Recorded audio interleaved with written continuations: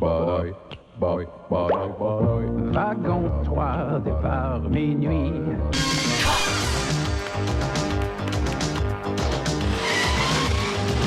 Come on! I mean, the action in Konami's Russian attack is awesome. John Dorsey, come on down!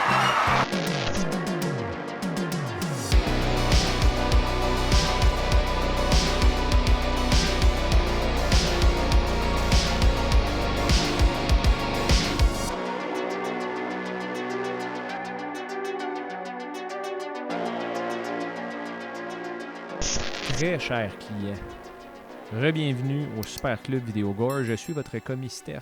Et je suis votre commis Steve! C'est Steve, c'est numéro 1, moi je suis numéro 2, il le répète souvent. Vous le savez. Ça lui fait du bien, vous le savez. Ah ouais, c'est si évident que ça. Mhm. Who does number 2 work for? Moi, je me suis fait arrêter au Requiem. Hey, c'est le commis numéro 1, you le commis numéro 2! Évidemment, j'étais pas là, parce que j'étais pas invité. Pas vrai, t'étais avec Adam Marcus. J'étais avec Adam Marcus, c'est vrai. Mais Requiem sous le sapin, par contre, j'ai pas Oui. été invité. Non, ben, t'avais qu'à venir. C'est facile à dire, ça, hein? Tu sais, regarde. Tu sais, tu peux-tu? Monsieur a besoin des invitations. Mais oui, mais là, formalise ça un peu, Steve. Là. C'est un gros oui. événement, Requiem sous le sapin. Là. Justement, t'es supposé être au courant. Il y avait des gratuit. tables avec plein de cossins là, qu'on peut mettre sur Ouais. des tablettes qui prennent la poussière. Je suis même pas allé. Ah, c'était le fun. C'était le fun. J'en doute C'est pas. C'est vraiment tout le temps plaisant, ces événements. Tout le temps plaisant, tout le temps plaisant. Les dates de 2026 ne sont pas encore annoncées, mais on travaille sur quelque chose d'assez le fun. Pas Ouais. mal cool. Requiem Mouture 2026, c'est-tu Mhm. en préparation déjà? Oui, exactement. Oh, ben oui, toujours. Ça, j'aime ça. Yes, sir. Très, très cool. J'ai hâte de voir c'est qui l'invité de l'année prochaine. Travaille là-dessus De aussi. cette année, en fait. De la prochaine édition, plutôt. Oui, c'est ça. Travaille là-dessus. Travaille là-dessus. Une couple de noms, on est en train de voir. En parlant de noms, négociations. on voit pas le tien. Ah Non, oui? mais Fait c'est que là, ça. vous êtes en discussion avec... On est en train de regarder ça. Mais bon, on n'est pas ici pour parler du Requiem présentement. On pourrait en parler un petit peu, par exemple, parce que ça se peut qu'on ait une section Ah! Super Club Vidéo Gore Oh! au Requiem. Imaginez ça, là. Vous arrivez au Requiem et il y a une pièce qui est le Super Club Vidéo Gore. La seule affaire qu'il y a là-dedans, c'est des films. Des films. Des films. Ouais, avec des clomis, Des clomis. qui seraient nous deux. Hey, des films. Vous rentrez, plein C'est de, sûr que Steve fait plein de mini AVC depuis une plein semaine. de labels différents. Oh, hop, du Black Phone. Du Severin. Du Vinegar Syndrome. Du Vidéoville Showtime. Hey, c'est cool, ça. Ça serait le fun. Vraiment beaucoup. Puis on pourrait, tu sais, mettons, exporter notre concept du Super Club Vidéo Gore, mais en présentiel. Des belles tablettes en bois avec des panneaux de préfinis. Là, peut-être que je suis en train de monter le budget de production, mais c'est pas grave. Bon, peut-être un peu trop. Mettons des tables avec des boîtes puis des films dedans. Ouais, Non? genre, Non, qui non, sont non, à non. vendre. là. Ouais, avec des TV puis des bandes annonces là, des années 80. Là. Puis peut-être une petite console dans le coin. Ouais. Tu sais, comme une petite TV. Là, Est-ce qu'on a 4-3. encore notre télé CRT qu'on avait acheté, Steve? C'est une bonne question. T'as-tu ça chez vous? Non, je l'ai vendu. C'est vrai, je suis allé rechercher mon 10$. Ben ouais, oublie pas, hein, tu me dois 30$. Tu me dois 10 encore pour l'envoi à Steve. Tu me dois 20. Ah, fuck. Ça se l'allure, ça? Ouais, ça a de l'allure, Pas pire. mais moi qui pensais m'en tirer avec un profit net. Ben non, mais parlant de profit, en fait, non, en parlant de dépenses, on a acheté une coupe d'affaires cette semaine. Les arrivages, vous autres.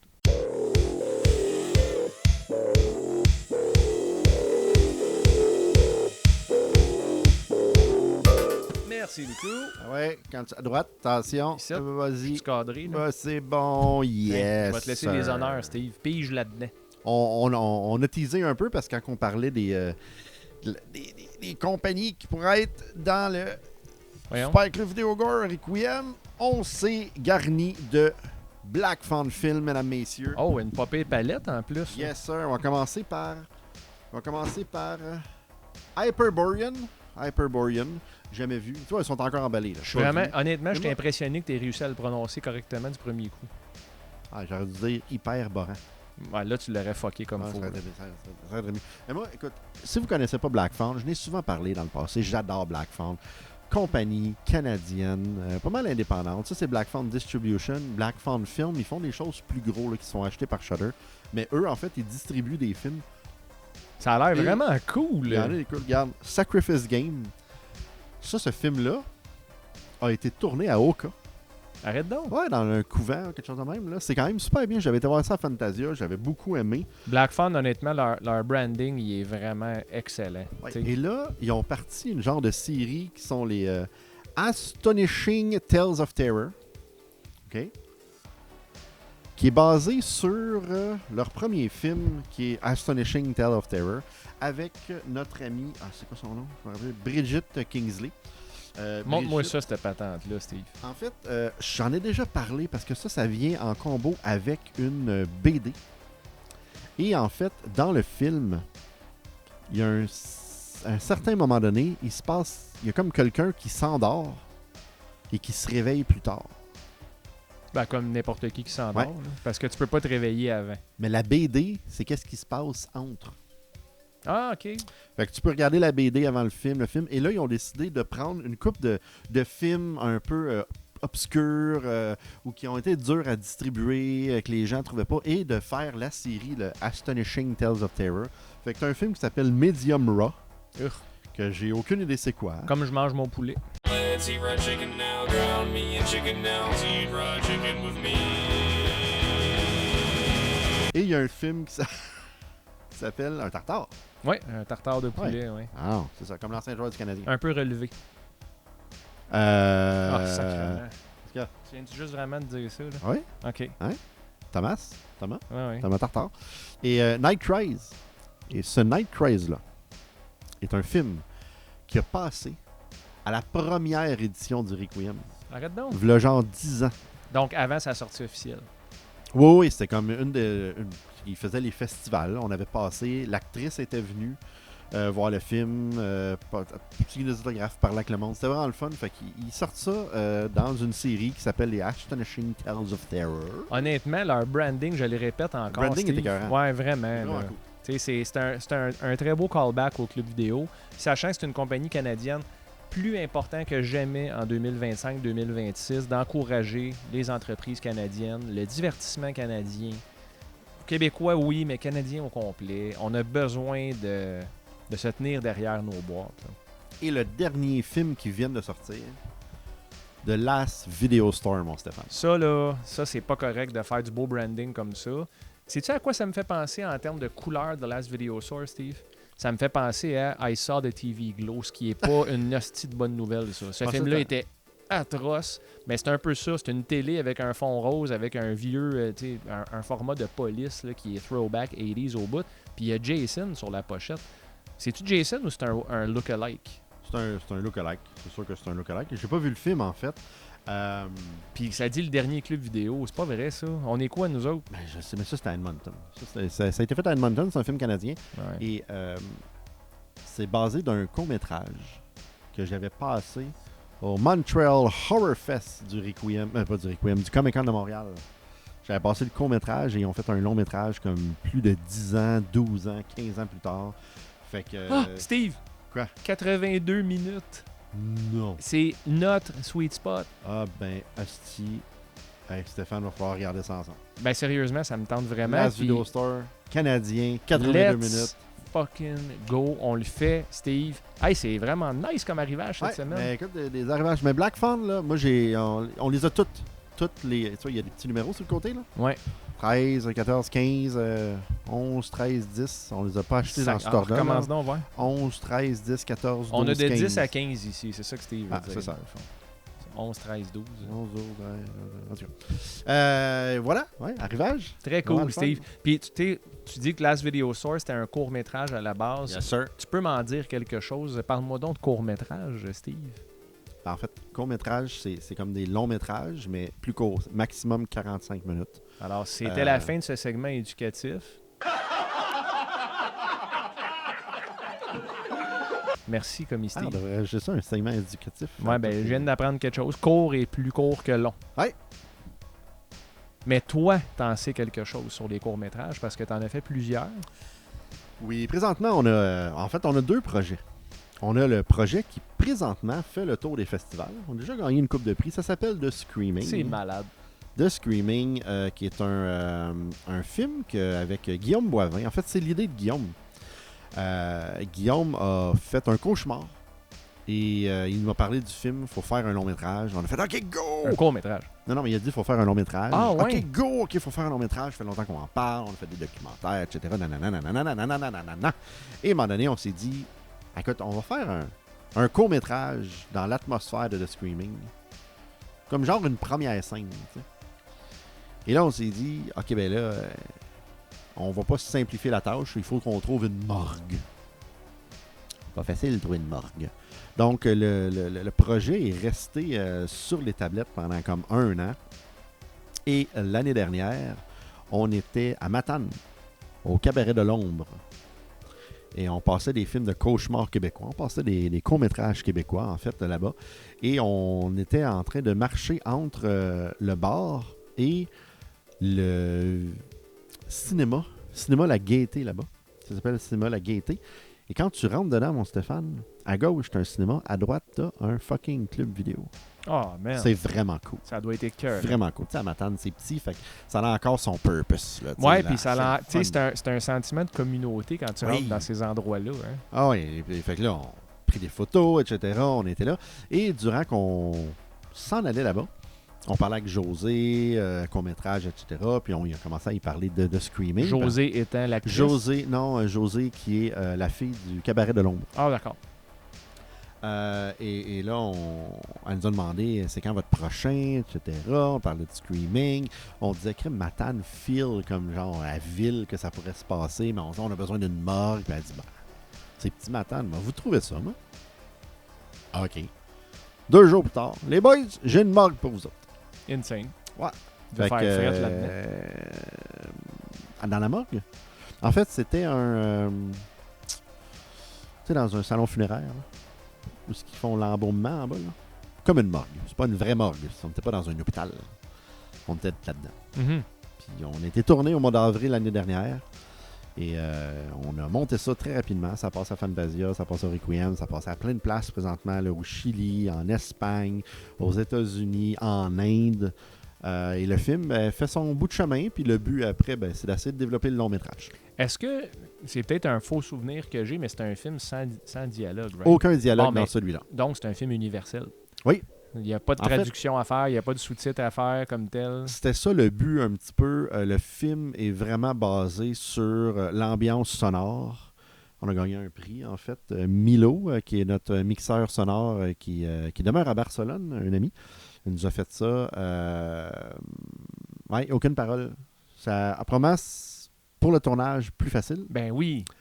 Deuxièmement, pour que ça soit universel. Et ça, c'est ça. Ça montre l'ambiance de qu'est-ce qu'on voudrait que The Screaming soit, éventuellement. Puis souvent, quand on a des projets comme ça, on a une image puis une idée qu'on se fait avant de le produire. Puis toi puis Guillaume, je pense que vous êtes vraiment satisfait du rendu. Là. Oui, sincèrement, tu sais, On est nos propres pires critiques souvent. ouais, moi je suis terrible envers ce qu'on produit, les films, surtout les films de fiction. Les documentaires ou Sur la route de l'horreur, je peux les réécouter et dire « Calisse que c'est bon ». Sérieusement, lancez-moi des fleurs, lancez-moi des roches, dites que je suis imbu de moi-même. Je trouve que Sur la route de l'horreur, c'est fucking écœurant. Il n'y a rien de gênant d'être Puis- fier de nos Puis projets. Hell to the Deadites, c'était bon. Puis même Under the Scares, quand je le réécoute, un film de 2010, je suis comme maudit que c'est bien monté. Écoute, mais à chaque fois que je fais un court-métrage, je suis jamais sûr. Ouais. Puis de Screaming, je me rappelle, là, parce que en fait, c'était assez intéressant. Guillaume et moi, on co-réalise ensemble, la plupart du temps. Et là, on a co-réalisé The Screaming, mais d'une façon particulière. Lui, il co-réalisait le tournage et moi, je co-réalisais le montage, mais en même temps. Wow. Ça veut dire qu'à chaque fois qu'on tournait des scènes, le footage, ça venait à moi, qui était transféré dans l'ordinateur, et je prémontais toutes les scènes pour faire comme « Hey les boys, il me faudrait un insert de la petite orteille du quatrième figurant à gauche. » là. Puis là, dans la prochaine affaire, il me filmait un insert, puis je mettais ça là-dedans. Fait qu'on a comme co-réalisé le film de cette façon-là. Et Attention, man. mon Dieu, on a failli perdre notre table. 30 piastres. Ouais. Elle devrait juste être en avant de moi. Tant aussi longtemps que tu n'as pas payé, tu ne devrais pas avoir le droit de l'utiliser. Donc, Gentil, ça. donc c'est ça. Puis on a beaucoup, beaucoup aimé cette façon de travailler-là. Et là, sur notre prochain projet, Si ça l'a. Je sais pas si tu as vu ça passer, mon Stéphane, dans Pas les du réseaux sociaux. Pas du tout. Si ça l'a, en fait, c'est un film, un court-métrage qui sera fait en français. Et on va faire le même principe, mais là, moi, je vais réaliser la partie on-set, puis Guillaume va faire le montage en alternance. Et là, on voulait faire un projet un peu plus gros, en fait, et on s'est associé avec Annie Bélanger, qui est une auteure d'horreur qui reste dans le bout de Trois-Pistoles, là, très très loin d'ici. Et on s'est rencontrés au Requiem d'ailleurs. Ben oui, c'est vrai. On lui a demandé, on dit, Annie, peux-tu nous écrire, pas un scénario, une histoire d'environ 30 pages, là, 20 pages en tout cas, qui pourrait faire un court-métrage d'environ 8 minutes. Elle nous a écrit ça. J'ai capoté. J'ai trouvé ça vraiment bon. Fait qu'on s'est lancé dans la production de ça, en fait, puis on a parti une campagne de sociofinancement. Regardons ça. Ben ouais. Et quand vous allez regarder cet épisode-là, on va peut-être avoir atteint notre objectif parce qu'on est très, très proche de l'avoir atteint. Nice, man. Ben, c'est Ouais. cool. C'est cool de savoir que tu pousses encore tes passions de réalisation. Oui, non, mais écoute, c'est en fait, Guillaume et moi, ça fait longtemps qu'on se dit qu'on aurait toujours dû faire un court-métrage par année. C'est pas si long que ça. Sincèrement. Ouais, c'est juste de le commencer qui est tough. C'est ben, OK, go. Ouais, il y a le financement. En fait, la chose le plus dur et chiant, c'est de trouver les acteurs. Un acteur qui est willing, qui veut embarquer dans le projet, qui dit « OK, que j'embarque, on le fait, puis qu'on fait un film de gang. » On dirait que des fois, c'est dur avec les acteurs de les embarquer là-dedans. Il y en a qui embarquent à 100%, mais il y en a qui sont comme « c'est un peu plus tough, le kit, nanana. » Mais c'est ça. On a très hâte de tourner ce film-là. Et le but, c'est de faire la première au Requiem. Ah, c'est excellent. Ça. Parce que ça va être le lancement du film et aussi le lancement du roman. Le roman à la fois. Ouais. Bon, mais ça, c'est Donc, très quand vous allez acheter le roman, il va y avoir l'histoire qu'Annie a écrite. Il va y avoir ensuite le scénario. Comment on a pris l'histoire en scénario. Et à la fin de ça, il va y avoir le roman final. Parce que dans le fond, qu'est-ce qu'elle nous a envoyé? C'est pas aussi détaillé qu'un roman. J'étais comme, t'as pas besoin de me dire que le personnage principal, il y a 4 jours, a mangé des corn pops. Tu comprends? Mais dans un Ça roman, serait bon, ça, par exemple. corn pops? Ouais, ça fait longtemps. Ouais. Comme dans le film Tweet Killy l'intrépide, c'est que le chien fait corn pops quand il jappe. Non? Cornflakes.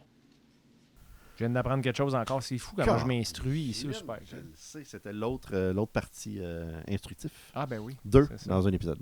Donc, oui, voilà. Si ça l'a en production, le but, c'est Requiem et on a très hâte de faire Ben, ça. avec raison. Je Mhm. suis très content.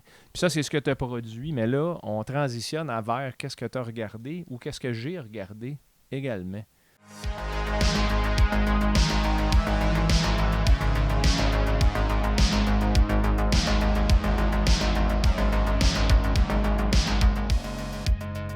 Je peux vous dire tout de suite ce que j'ai regardé ou ce que j'ai joué. J'ai joué à Hades, qui est un jeu de 2020, qui est encore une fois un jeu roguelike. Donc, ça veut dire qu'à chaque fois que tu joues, la map, les combats, puis l'ordre, le déroulement est différent.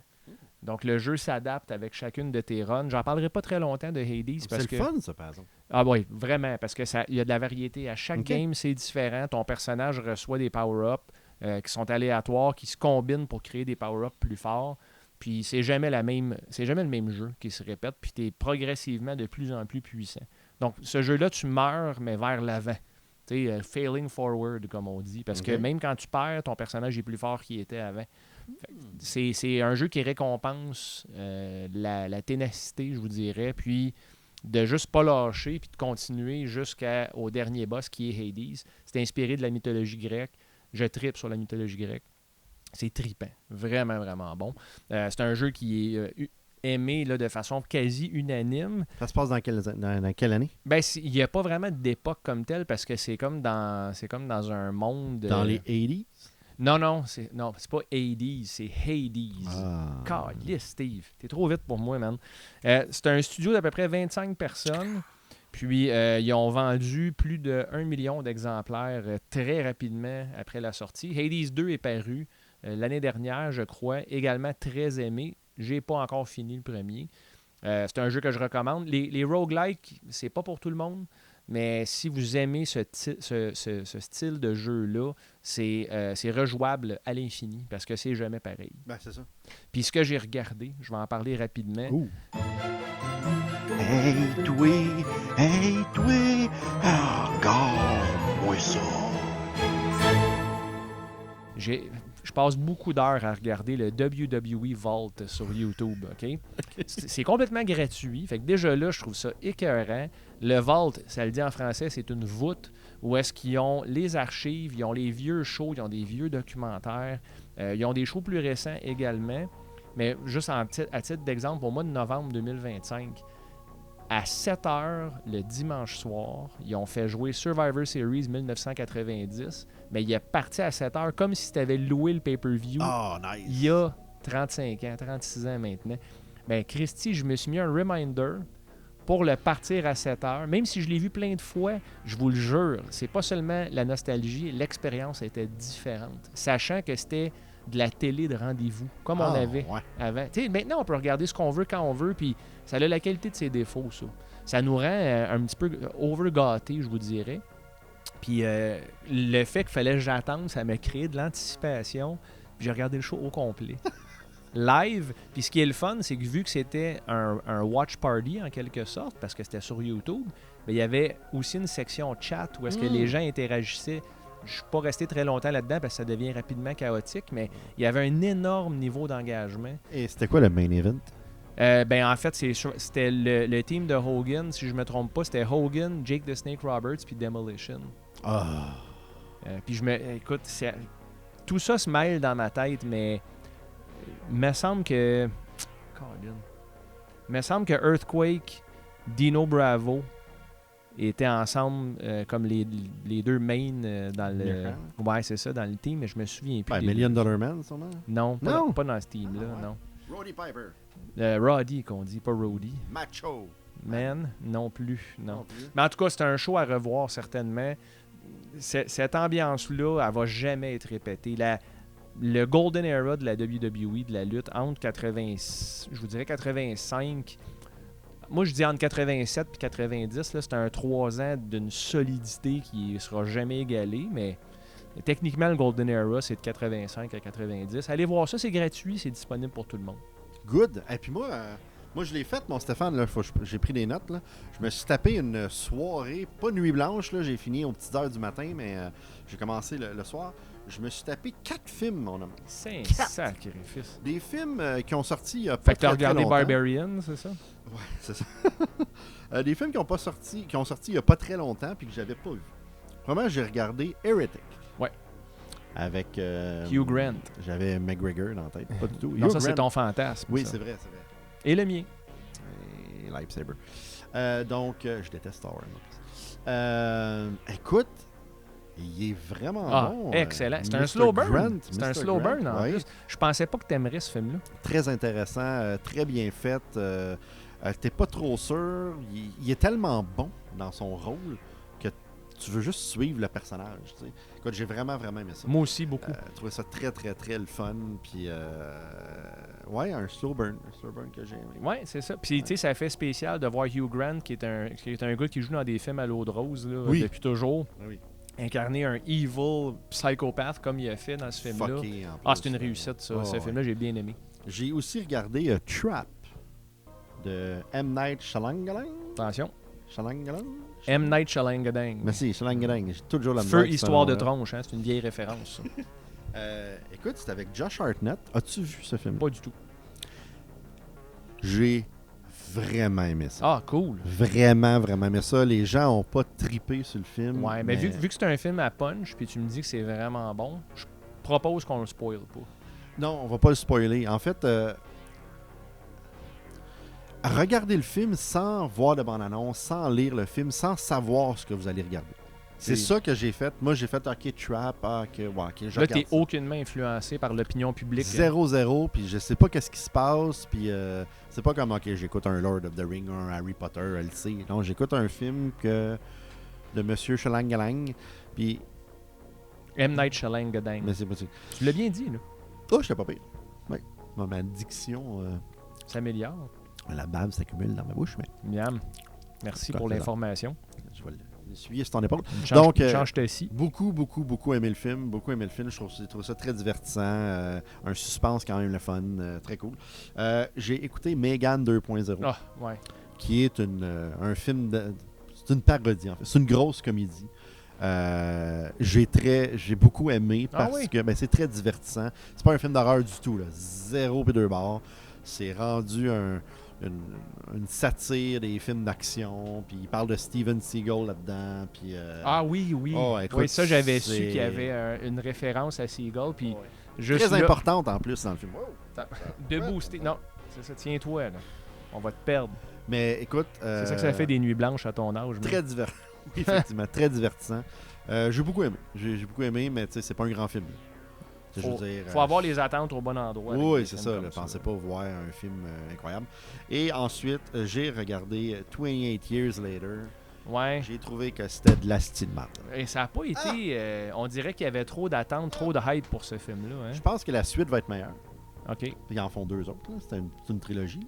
Bon, check bien là. Qu'est-ce qu'il va me dire là? Non, mais pour de vrai, mais ils sortent la suite et en fait, dans la suite, il y a un personnage crissement intéressant dans le premier, puis on le voit à peine, puis c'est lui qu'on va voir dans la suite. OK. Donc, j'ai trouvé ça vraiment chier, pas bon. J'ai vraiment haï ça. Vraiment haï ça. J'ai trouvé ça cave.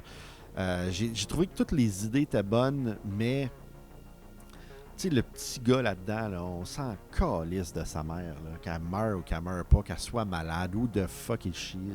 On s'en fout. Écoute, ça c'est pas venu me chercher, c'est venu. Et la fin, j'ai fait comme. Mais qu'est-ce que c'est ça? Non, ça fait chier gaspiller 2 heures passées de ta vie pour. Ça finit d'une façon où est-ce que tu dis comme.